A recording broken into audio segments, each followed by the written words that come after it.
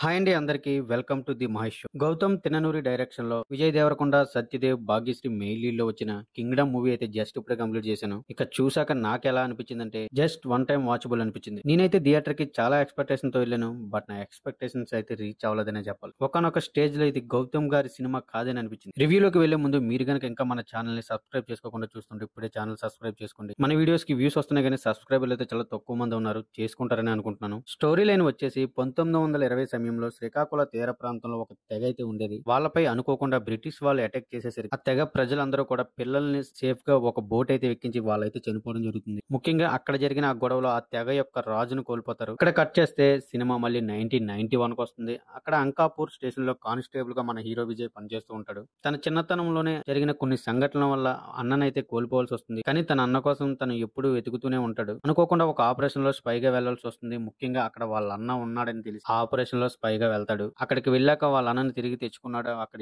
ఏం జరిగింది, ఈ తెగ ప్రజలకి వాళ్ళ అన్నకి సంబంధం ఏంటి అనేది తెలియాలంటే ఈ సినిమా థియేటర్ లో చూడాల్సిందే. ఈ సినిమాకి ఏదైనా ప్లస్ పాయింట్ ఉంది అంటే అది విజయ్ యాక్టింగ్ అనే చెప్పాలి. ముఖ్యంగా 1991 టైంలో కానిస్టేబుల్ కింద ఒక 20 మినిట్స్ సీన్ ఉంటుంది. చాలా నేచురల్ అనిపించింది. తన ఫేస్ లో చూపించే ఎమోషన్స్ గానీ చాలా బాగా వచ్చాయని చెప్పాలి. ముందు సినిమాలతో పోలిస్తే విజయ్ ఈ సినిమాలో చాలా కొత్తగా కనిపించాడు. ముఖ్యంగా సత్యదేవ్ తో కొన్ని సీన్స్ లో ఎమోషనల్ పెర్ఫార్మెన్స్ తో విజయ్ అయితే చాలా బాగా చేశాడు అనిపించింది. ఇంకా విజయ్ కి అన్నగా నటించిన సత్యదేవ్ కూడా మంచి రోల్ పడిందని చెప్పాలి. తన పాత్రలో సత్యదేవ్ పర్ఫెక్ట్ గా సెట్ అయ్యి ఇంప్రెస్ చేశాడు. ఇకపోతే ఈ మూవీకి మెయిన్ ప్లస్ వచ్చేసి సినిమాటోగ్రఫీ. నిజంగా ప్రతి ఫ్రేమ్ కూడా చాలా బాగా వచ్చింది. చాలా నేచురల్ గా చూపించారు సినిమాలో. బహుశా 95% షూటింగ్ నేచురల్ లొకేషన్స్ లో అయిందని చెప్పారు.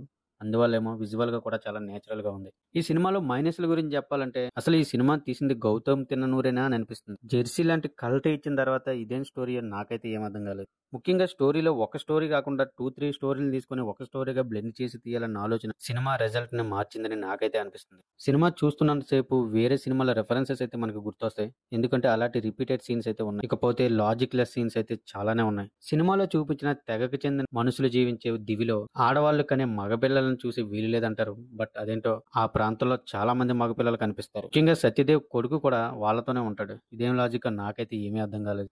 ఇకపోతే లాస్ట్ లో ఆ దీవి నుంచి వచ్చే వాళ్ళంతా పడవల మీద షిప్ల మీద వస్తుంటే మన హీరో ఏకంగా ఈత కొట్టుకుని వెళ్ళిపోయే సీన్ అయితే అంత కన్వీనియంట్ గా ఏమీ అనిపించలేదు. ఇకపోతే మన హీరోని భాగ్యశ్రీ ఏదో ఉండాలి ఉంది అంతే. నిజంగా ఆవిడ ఒక ప్రెస్ మీట్ లో కనిపించినంత సేపు కూడా సినిమాలో కనిపించలేదంటే నమ్ముతారా?